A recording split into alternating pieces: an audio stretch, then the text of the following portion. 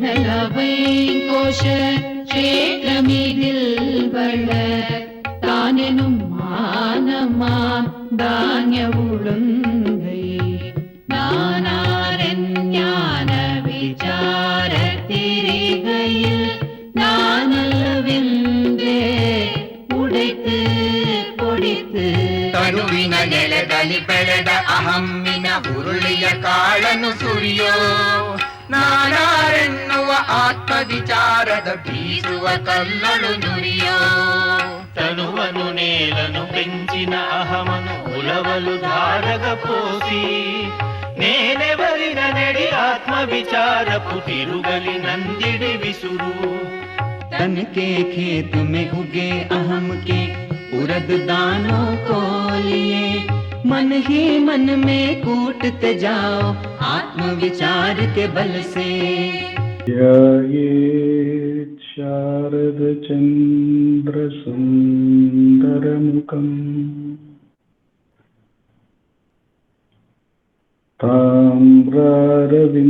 ताम्रारविन्देक्षणम् भक्ताभीष्टवराभयप्रदकरम् कौपीनमात्रोज्ज्वलम् स्वात्मानन्दरसानुभूतिविवशम्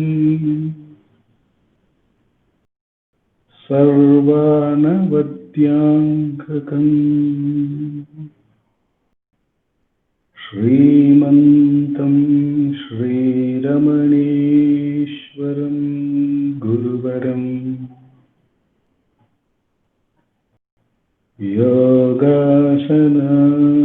योगासनाध्यासितम् ध्यायेत् श्रीरमणीश्वरम्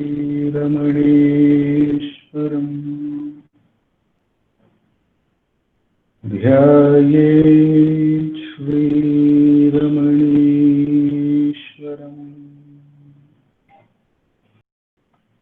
ध्यायेत् श्रीरमणीश्वरम्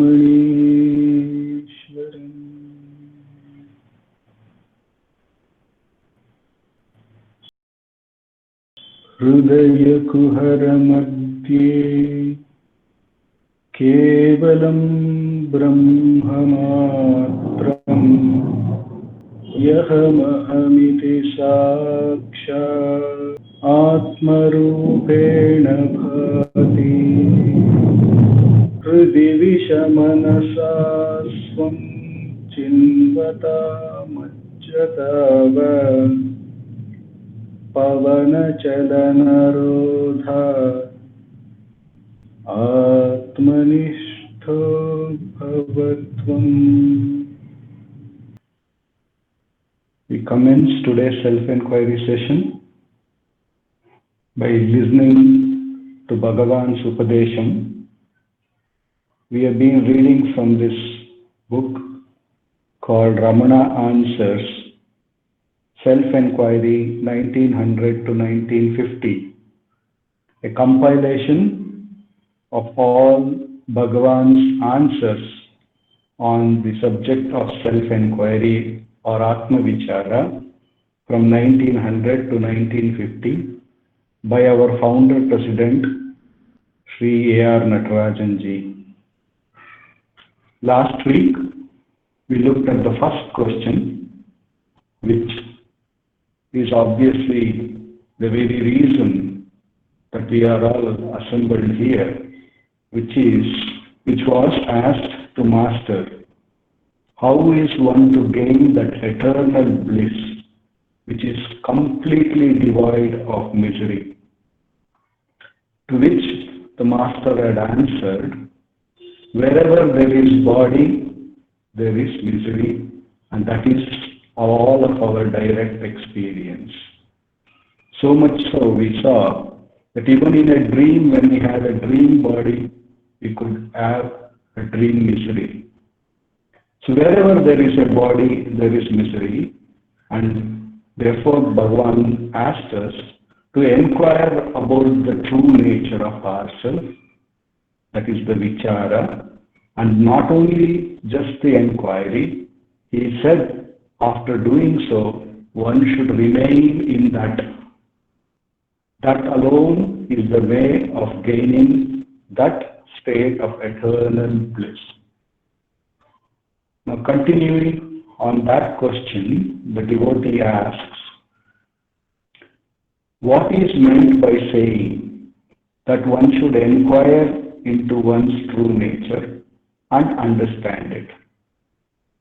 Question is, what is meant by saying that one should inquire into one's true nature and understand it?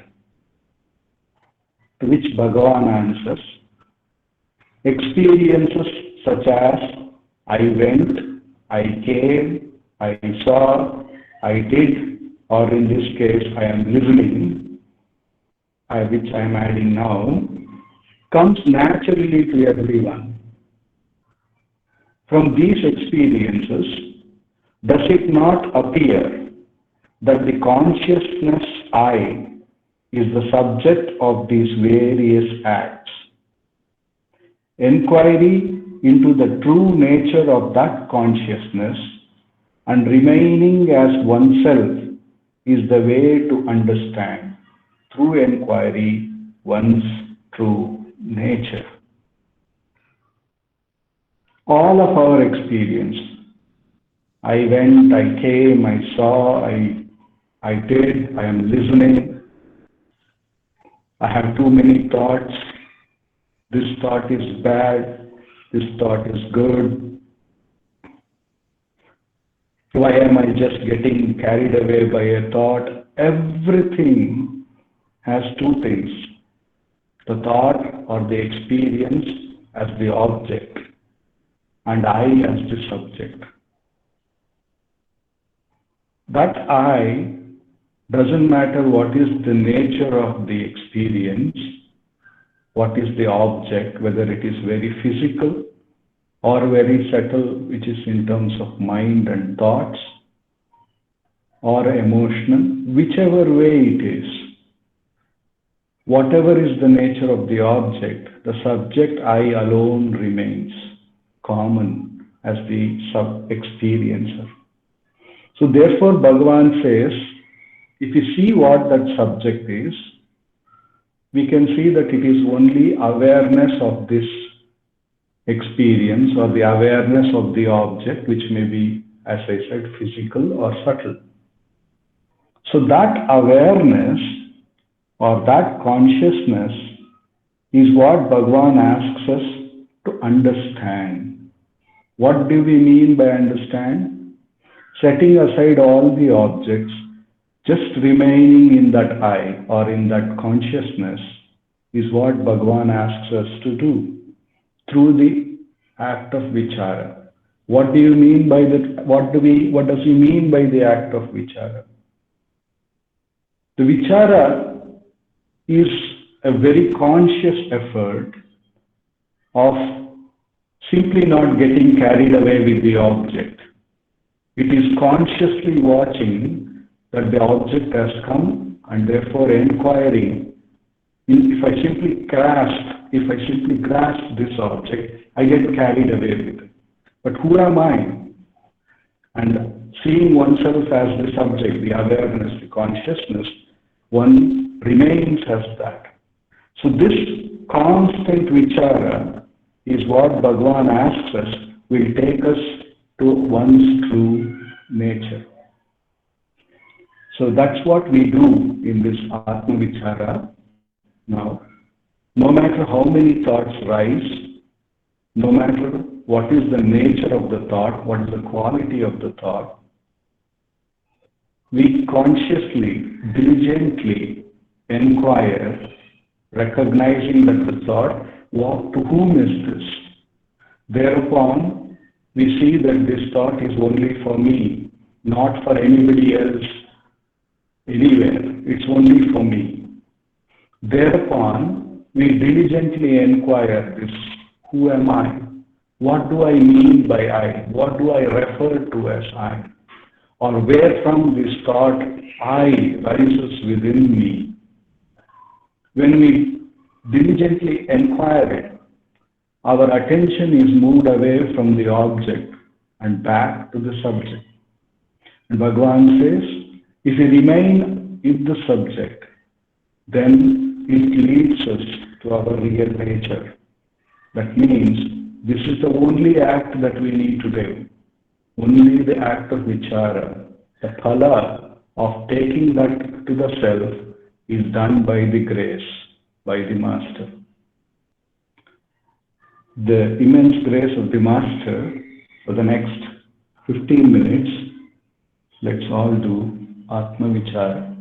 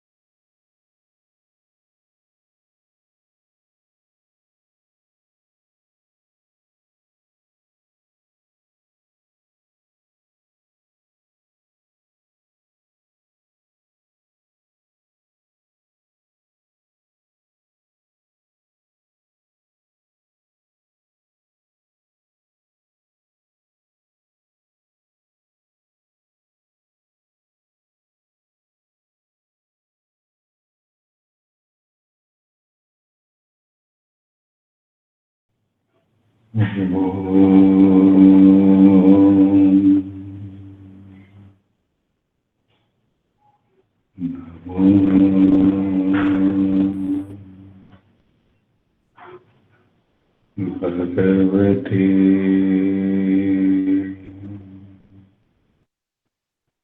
श्रीरमणाय Namo Ramana, prostrations to Ramana, who shines as the self in all beings. That's how Bhagavan has defined himself. When I asked by somebody, who are you, Ramana?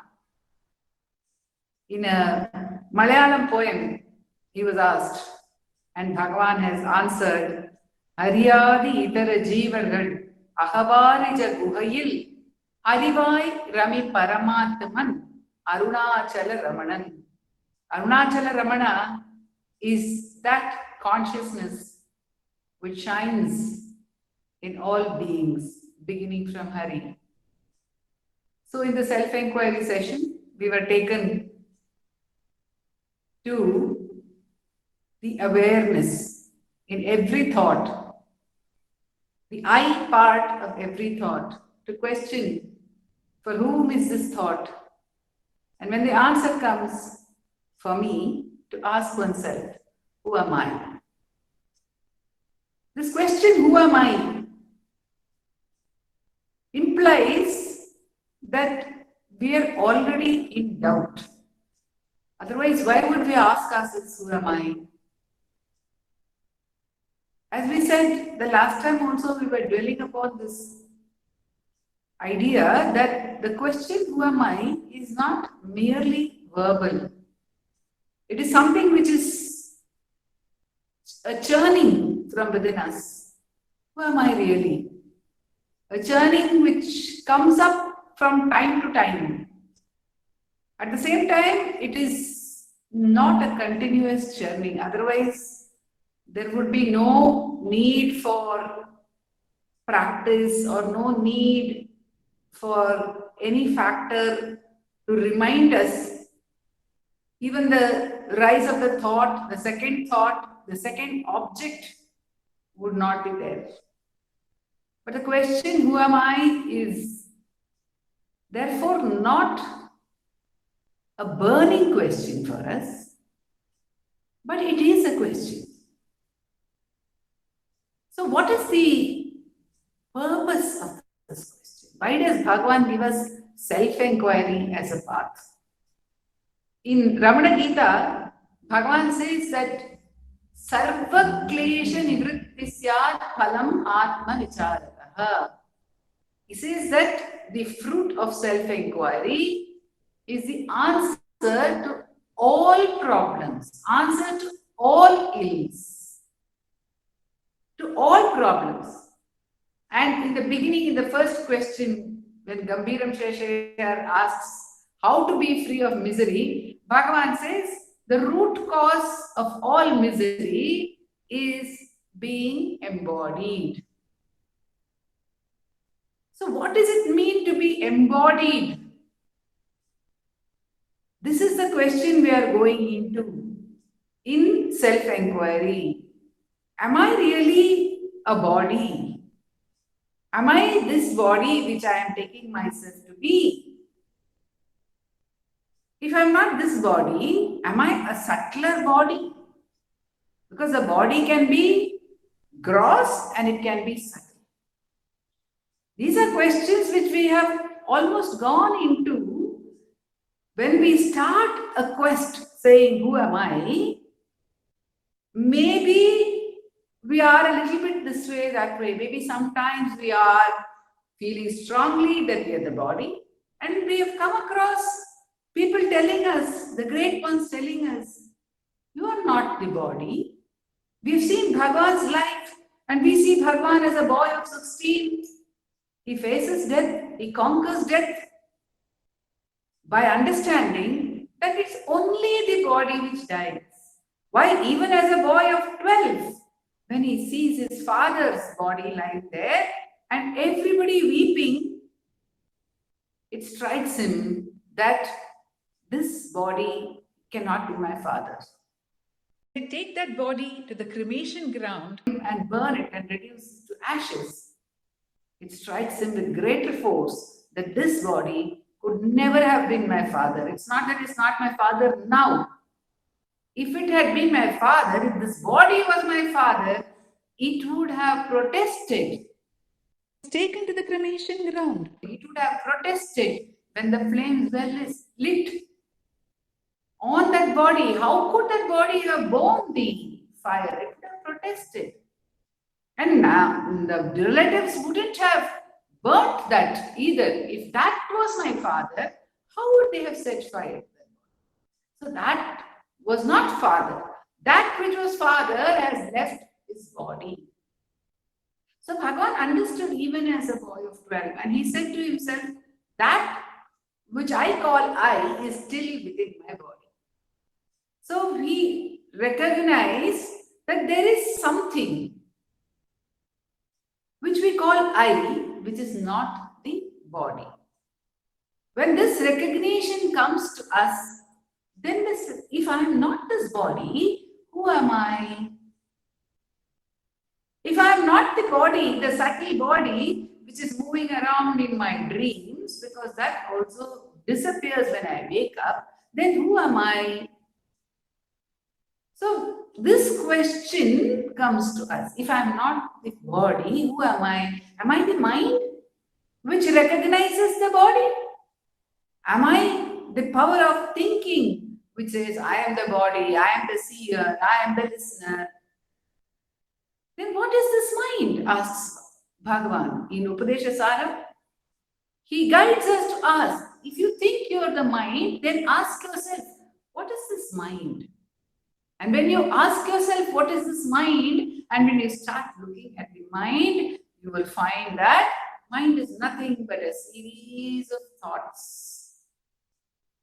Mind is nothing but thoughts. One thought after another. Every moment, there is a thought. So what is this thought? Am I a thought? If I am not the body, if I am the mind, and mind is nothing but thoughts, am I a thought? If I am a thought, which thought am I? Because one thought comes, it goes away. Another thought comes, it goes away. So am I any of these thoughts? One moment there is thought of anger. Am I then thought of anger? But the next moment the anger is cooled. And I am in the thought of calmness. So am I the thought of calmness? Am I the thought of separation from my dear ones when I cannot meet them? Or am I the thought of joy when I am meeting them? Which thought am I? And then it strikes me that I cannot be any of these thoughts because each of these thoughts is going away, but I remain aware of the passing of thoughts. I remain aware of the passing of waking. I remain aware of the passing of dream. I remain aware of the passing of deep sleep. Bhagavan says, waking comes and goes, I am. Dream comes and goes, I am. Sleep comes and goes, I am. So, normally when illusion is defined, it is defined as something that goes away. Why do we call a dream a dream? When we wake up, we say, oh, that was only a dream. During the dream, we do not say, this is only a dream. In fact, Bhagavan reports a dream to Chadwick. He says, Chadwick, I had a dream. We were both walking somewhere in that dream. And I asked you in the dream, I said, Chadwick, if I were to tell you this is a dream, what would you say? And you told me in the dream, you said, who would call this a dream? Which fool would call this a dream? So in the dream, we don't call a dream a dream. It's only on waking that we say that was only a dream. When we see a mirage, when we see the water, we do not say it's a mirage. When we go close to it and it disappears, the water that we saw is no longer there, then we say, oh, there was no water here, it was only a mirage. If we imagine that there is a snake where there is only a rope, until we see the snake, we do not say it is an illusion. But the moment we begin to see the rope, we say, this was only an illusion. The snake that appeared there was only an illusion. So what is an illusion? An illusion is something which passes away. The moment it passes away, we say, oh, that was only an illusion. However, in our lives, every moment, thoughts are passing away. Every moment, experiences are passing away. But somehow, in the waking experience, we continue to say, these are real, these are real. But when we are hit with the question, how can they be real when they've all passed away, when they are not I even at this moment? I, even as a physical entity, I am not the entity that I was even a few moments back. Forget about few years back. As a physical entity, I am not the same. As a mental entity, I am not the same. Then what is it in me that gives the sense of continuity? What is it in me that makes me feel that I am an unchanging being? When this question arises in us with greater and greater force, then that counter question, who am I, will also take hold of us. Obviously, this is the answer to all our problems because the problems are arising for an entity whom I have taken myself to be. Without questioning the validity of that entity, how will I ever really solve the problems for that entity? If I'm not Sharda at all in the first place, what is the big deal in addressing all the problems that Sharda is undergoing? I might solve it all just to find that I'm not Sharda at all. And if instead I was Revati, then I have to start all over again to address the problems of Revati. Because I'm not Sharda, I'm Revati. And then if I become somebody else, then I have to start addressing those problems. And this is what we are doing. Every moment we are becoming a new person, facing a new problem, and we are addressing that problem.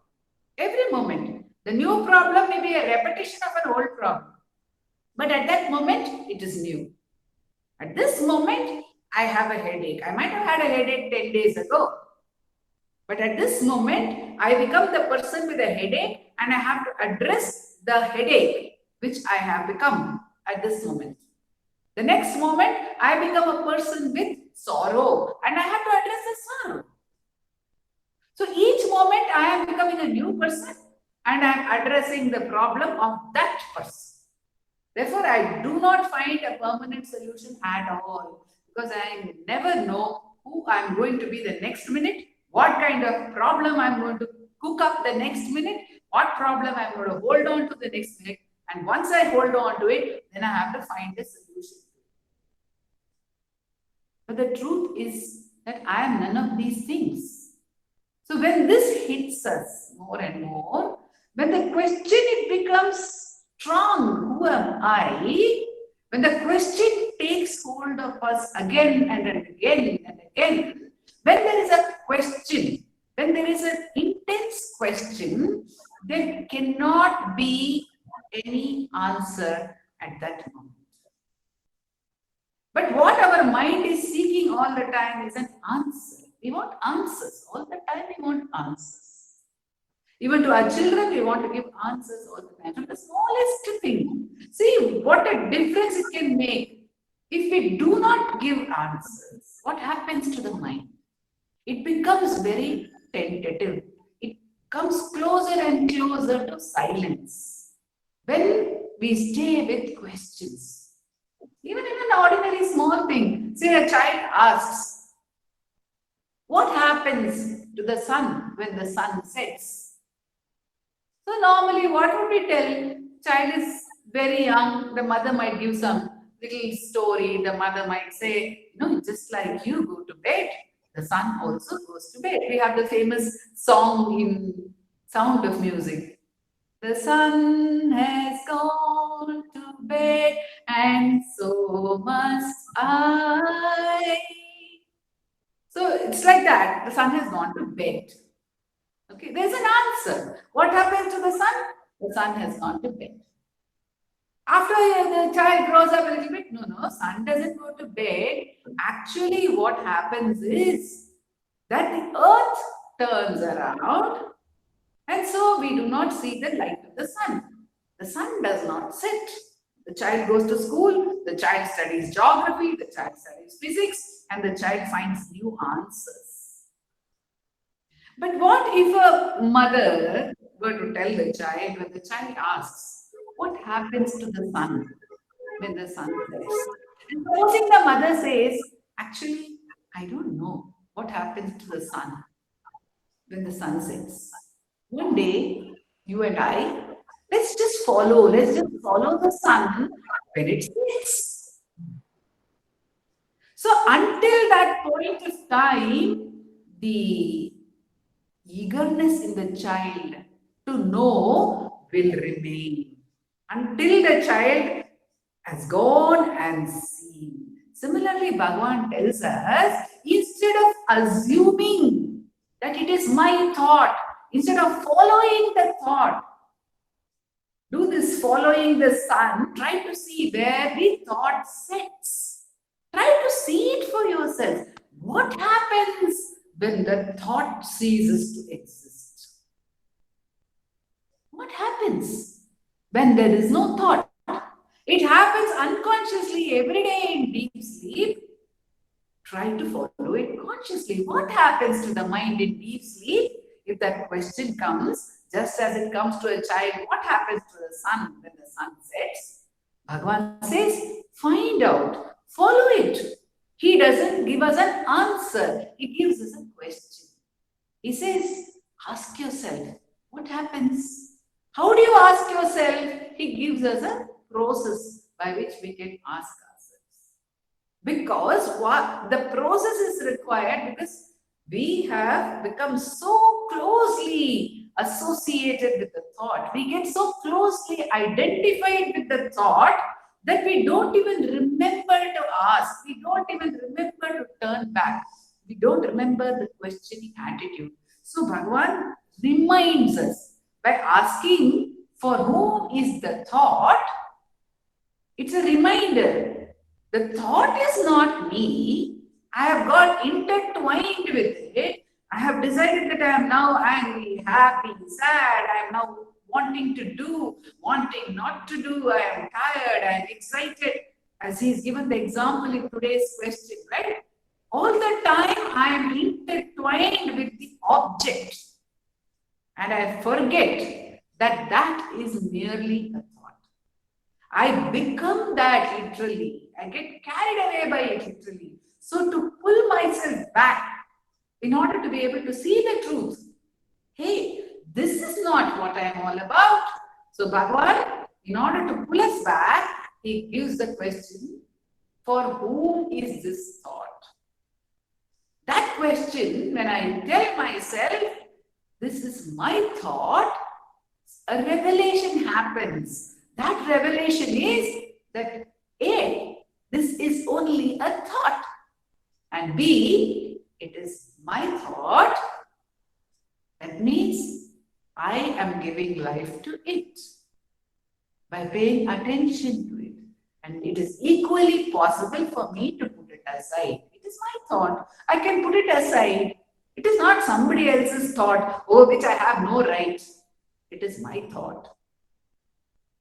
Actually, Bhagavan makes us answer it as my thought because we have decided it is my thought. We feel it is my thought.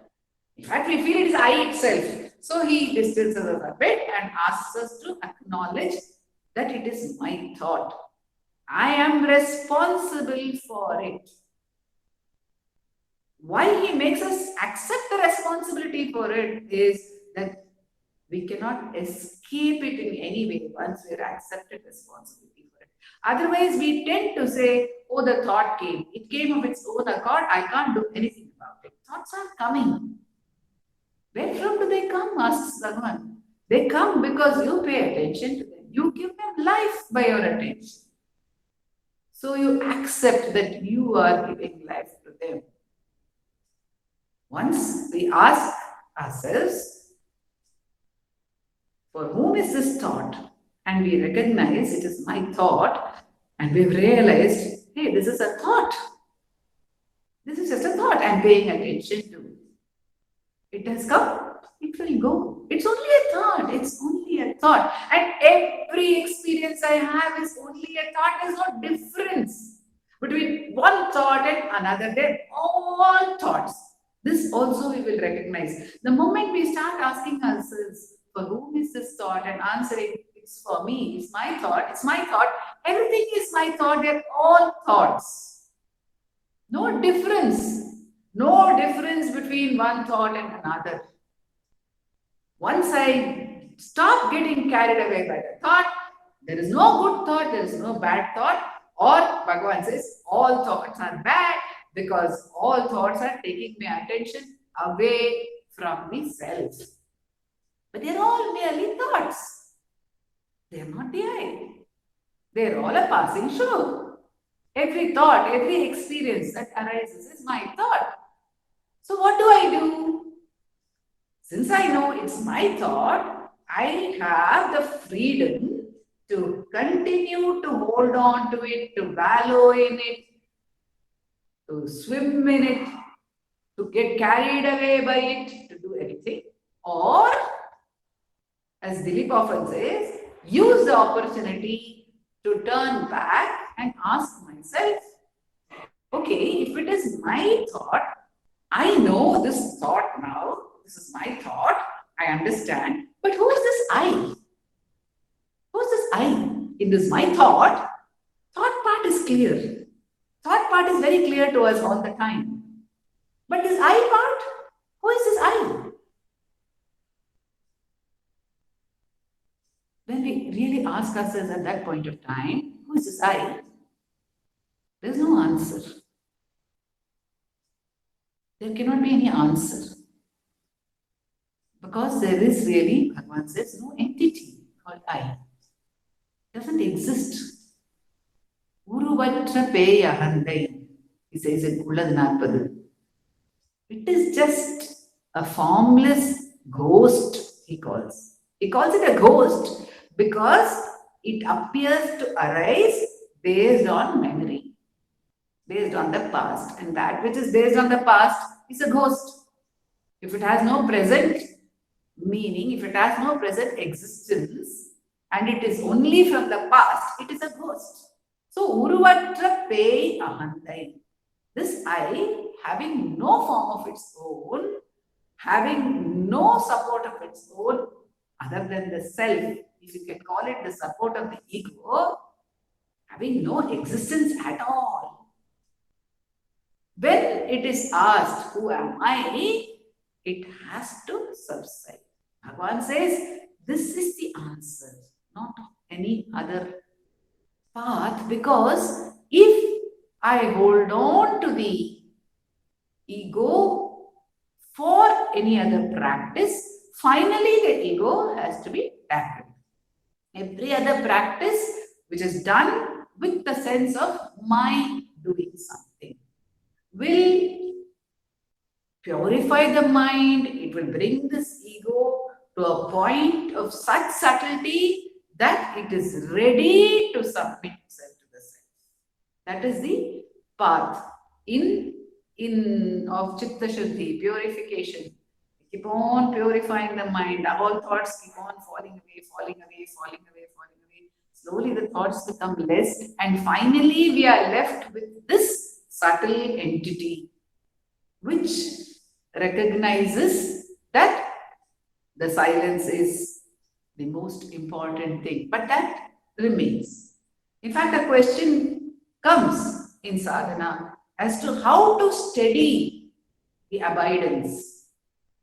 Last time we dwelt on the thought that studying the abidance is through practice, through practice, through practice. But Bhagavan also gives us a clue when in this very question, who am I, that when I practice and there is abidance, at the point of abidance, there is no Sharada, there is nobody. When I come out of the abidance and become the entity, Sharada, whatever entity I am, what happens? I think there was abidance and now I have come out of it. So I was in self-abidance and now I have come out of self-abidance. But the truth is that self-abidance is always there, Bhagavan says. There is no change in it. There is nobody to abide in the self and come out of it. So there when the question comes, who was abiding and who is it who is now not abiding? Who is it who is claiming to have been in abidance and who is now claiming to be not in abidance? Who am I? That question will erode the sense of even possessing the self, which we would do. Subtly we do it. So the recognition that that is natural, not this. The coming out is unnatural. The going back was not what happened. The coming out is what happened. What has to be removed is ignorance. What is not? It is not attainment of the self. It is removal of ignorance. So that is natural. And the question, who am I, is the strongest weapon. That's why the great devotees of Bhagavan have called it the Brahmastra. Nanyaryanum Jnanastiram Shri Ramanesha Tanda Brahmastiram. It's a Brahmastra. There is no answer to it. It doesn't have an answer. Whereas everything else can have an answer. So in the absence of an answer, when we recognize that there is no answer, then the ego accepts total surrender in the absence of all answers, then the answer of answers, the self, is found. Because that's the only answer. All other answers are only passing illusions.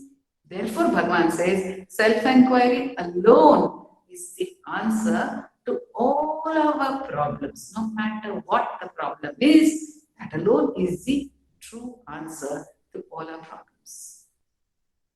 Om Namo Bhagavate Shri Ramanaya. Are there any questions now? I've not done self-inquiry because the first thing is it's like I'm like walking and the mind is like a train.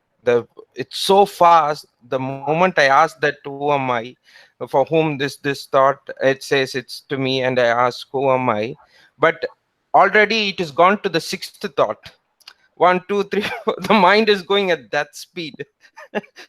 So it is even sometimes subconsciously also the mind keeps on thinking of something. I even forgot to ask that who am I also. So this is what I'm finding it very, very difficult for people like initially like me and all. Yes, there are two answers. One thing is, a question was put to Annamalai Swami as to if self-inquiry is found to be difficult. Should we practice something else to prepare ourselves for self-inquiry? Annamalai Swami's answer is that, say you want to learn, your passion is to learn to play the violin. And so you go to a teacher, you go to a violin maestro, and you start, and you find it very, very difficult. So you think, Shall I learn to play the veena in order to master the violin? If you have to master the violin, you have to keep on practicing the violin. By playing the veena, you will not master playing the violin. So this is Annamalai Swami's answer, that if you have to do self-enquiry, you have to do self-enquiry. You have to keep on trying to do self-enquiry, no matter how difficult or easy it is, if we believe that that alone is the solution. But what I was trying to say is, if it is a question, if I don't know who I am, if it is not a question I am asking, but I don't know who I am. So even after thoughts come, even after a million thoughts come, suddenly it has to hit me, even for a second. Hey, I'm thinking all these million thoughts, but I don't know who I am. Who am I? At that point, there will be silence. Okay, doesn't matter. After that, again, million thoughts come. But then again, it strikes me, million thoughts have come, but whose thoughts are all these? They are my thoughts, but I don't know who I am. I am saying I am finding difficulty in doing self-enquiry. That means I am assuming I know who I am. When I say something is difficult, that means the question, who am I, is not hitting me. It means I am working from an assumption that I am so and so. Unless I work from an assumption that I am so and so, I cannot say something is difficult, I cannot say something is easy. Actually, I cannot make any statement about anything unless I am working with an assumption that I am so and so. So, the path of self-knowledge is cutting at our assumptions that we have made about ourselves. So, if you feel that thoughts are coming, what other answer is there to cut off thoughts than to become aware of them? You have to become aware of the movement of thoughts. And Bhagavan says, doesn't matter, even if you have asked yourself the question, even if you sat for 20 minutes, okay, 20 minutes for self-inquiry, we sat for 15 minutes. In that 15 minutes, supposing we could ask ourselves the question, who am I, only once. The rest of the 14 minutes, 55 seconds, they're full of thoughts. Does not matter, says Bhagavan. Even that asking once is so extraordinarily powerful, we don't realize it. Even that once asking, even that casually asking once, who am I, is so powerful, it just cuts across. It's like the laser which is working. That's what's the example. Another great person, a great devotee of Bhagavan, Nomi, he says it's like a laser beam. And it's there everywhere, it's wider than the sky, he says. So self-inquiry is available to us. And once if you have asked yourself the question, who am I? Bhagavan has entered our lives as that question. So whether we call it difficult, whether we call it easy, it may not happen overnight. But slowly it will happen. There are other supports to the inquiry, of course, which Bhagavan has given. He has said, watch the breath. If the mind is very agitated, watch the breath. If the mind is very agitated, say a mantra, watch the source of the mantra.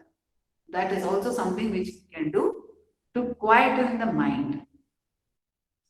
And ultimately the purpose is to become self-aware. That is the purpose. So why are we asking ourselves, who am I? It is not even to quieten the mind. It is not to quieten the mind. It is not to stop thoughts that we are asking ourselves, who am I? We are asking ourselves, who am I? Because we want to know who we are.